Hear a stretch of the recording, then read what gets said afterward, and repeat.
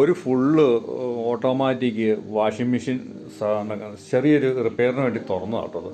അതിൻ്റെ പാനൽ ബോർഡിൻ്റെ അടിവശം തുറന്നപ്പോഴത്തേക്ക് അതിനകത്ത് കണ്ട കാഴ്ചയാണിത്. ഇത് മുഴുവൻ എന്താണെന്നറിയാം, ഇത് മുഴുവൻ പാറ്റായി ഉറുമ്പുമൊക്കെ ഇതിനകത്ത് കയറി കൂടുകൂട്ടിയിരുന്നതാണ്. മെഷീന് ചെറിയൊരു മിക്സിങ് വന്നുകൊണ്ട് നമ്മൾ തുറന്നു നോക്കിയതാണ് കേട്ടോ.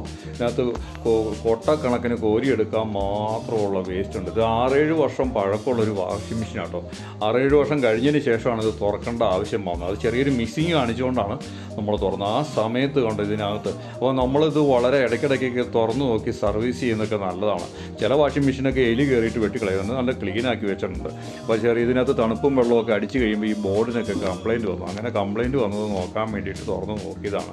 അപ്പോൾ ഇതുപോലെ വാഷിംഗ് മെഷീനകത്ത് വല്ലപ്പോഴൊക്കെ തുറന്നു നോക്കണം, എലിയുണ്ടോ പുലിയുണ്ടോ ഇതുപോലെ പാറ്റായൊക്കെ കയറി ശല്യപ്പെടുത്തി ഇത് ഇല്ലാണ്ടാക്കി കളയും. അപ്പോൾ അതുകൊണ്ട് ഇത് നമ്മൾ ശ്രദ്ധിക്കുക. ഓക്കെ.